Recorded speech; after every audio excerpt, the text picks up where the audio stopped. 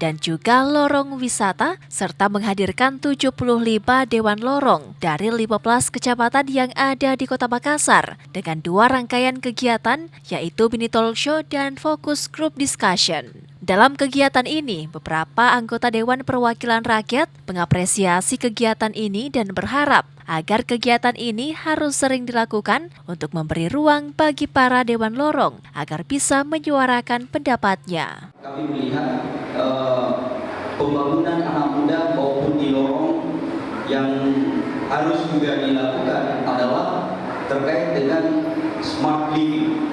Bagaimana anak-anak muda yang ada di Kota Makassar ini tidak hanya dia belajar, berkarya dan lain sebagainya, tapi merasa nyaman di Kota Makassar.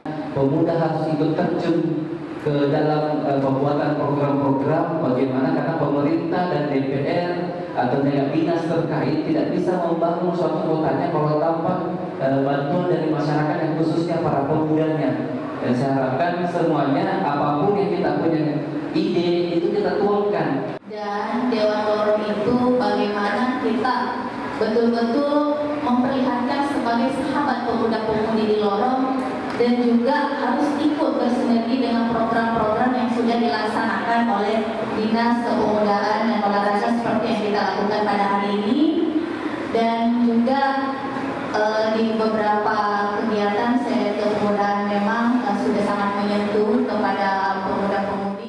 Rutu Rembuk Pemuda merupakan sebuah kegiatan yang dirancang oleh Dinas Pemuda dan Olahraga Kota Makassar dalam rangka memberi wadah kepada pemuda di Kota Makassar untuk ikut serta dalam upaya memajukan lorong wisata dan upaya menuju Rembuk Pemuda di Kota Makassar, khususnya terkait strategi dalam merancang lorong wisata secara baik, tepat, dan juga berkualitas dunia sehingga dapat menjadi lorong wisata impian. Ical Syahrir, Fajar TV dan Fajar Radio melaporkan.